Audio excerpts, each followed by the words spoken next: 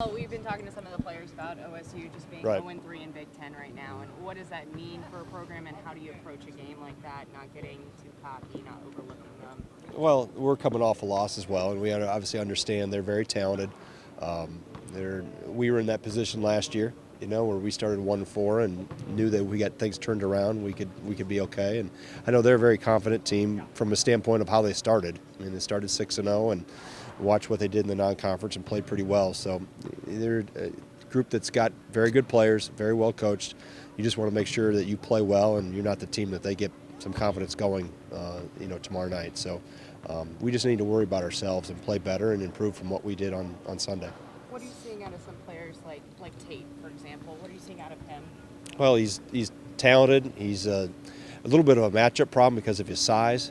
At 6'4", and how he can maneuver, attack, and counter.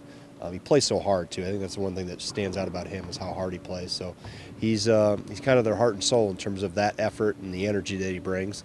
Obviously, they got other very good players around him, Jaquan Lyle and Mark Loving and the rest of the crew. But Jayshawn Tate is a very good player and really has evolved quite a bit. I know he's battled injuries a little bit while he's been there too, but really, I've always admired how hard he plays, and that's I think what makes him who he is. Greg, you've talked about your bench rotation, the 8 through 10 spots being by feel, how guys practice that. Are certain guys leaving the door open by not taking full advantage of opportunities right now? Leaving the door open for maybe Pritzel and Van Vliet if they can close the gap? Yeah, I think that's we're constantly evaluating, and that's what I've told them that every day we evaluate all 17, and all we can do is provide opportunities. What they do with the opportunities is up to them. And some guys have improved. Now I want to see it consistently. So I'm continually waiting for somebody to step up and say, "Hey, coach, it's me," or "Coach, you can't take me off the floor." So that's what they're working towards, and we're trying to help them continue to get better. They understand where we need more help and more support in those areas. And I've liked what I've seen from some guys starting to come. And I think Pritzel, as you mentioned, is really starting to come on. Andy had a good day last week. Now let's put more good days together. And that's very typical for young guys, specifically big guys. They're up and down a lot, and the competition in front of them is pretty good. So just got to keep working with them. That's the main thing, is keep pushing and keep providing opportunities every day. I keep telling them, don't worry about the games. You get your opportunity in there, great, but don't discount the opportunities you have every day in practice. Is the last thing you want to do is maybe shorten the rotation? Because you made a big point of trying to keep the starters from playing heavy minutes down the road. You still want to play a little Well, bit. at the point in time now where we've got to make the best decisions for our team, in terms of as we go game by game and each game unfolds. So I typically don't go in with too much of a preset notion. A lot of it's on feel, a lot of it's on matchups. Sometimes we've been forced to play a little bit smaller based on frontline matchups. So I'd like to be able to get into more of a set routine, but I'm not going to do it just to do it. I'm going to have to be in a position where there's going to have to be production and consistency there, and that's what we're looking for.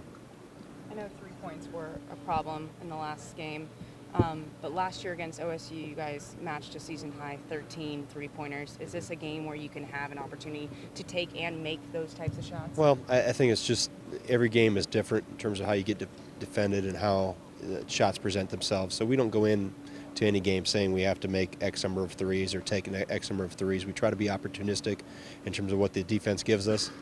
Obviously trying to attack the paint as much as possible, and I think we've become more consistent with that, more consistent with what we were a year ago, obviously.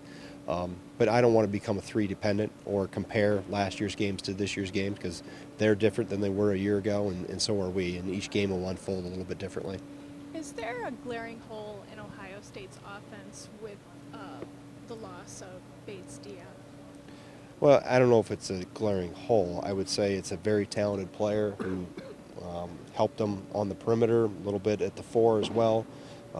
He's a very good player. So I'm sure it impacts at this point in time of the year, when you have somewhat of a rotation established, to have somebody like that removed from the rotation hurts.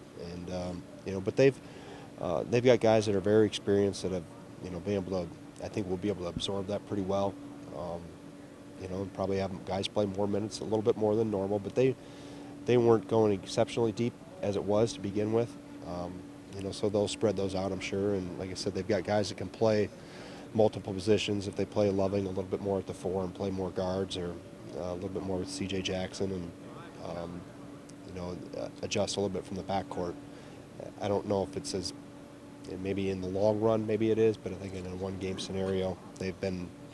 I still see what they've been able to do, even though he hasn't been on the floor, and they've been right there. I had a chance to beat Purdue. We're right there with Illinois. Made a run back at Minnesota, so it's we've seen already up and down the league. It's a tough hoe. So you got to make sure you are on point every single night. Vito said he talked to you as well. He seems to be kind of second guessing himself when he gets the ball in his hands. Do you just want to see him go out there and Just play. Yeah, not worry. I always say, don't get paralysis by analysis. Just trust instincts, and when you're open, shoot the ball. When it's not a good shot, don't shoot it.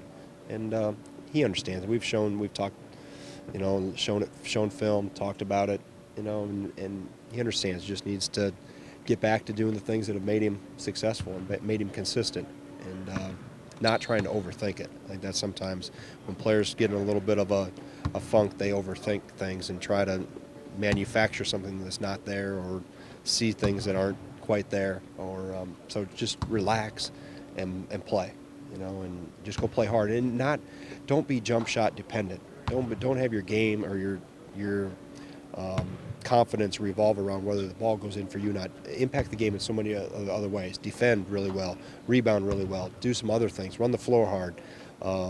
There's other ways that he can help impact and help our team that don't involve, obviously making baskets is always helpful, but sometimes when players put that in front of the other, then they get it backwards and nothing works out well. It's always the other way around. Do the little intangible things well, and it's amazing how many offensive opportunities fall in your lap.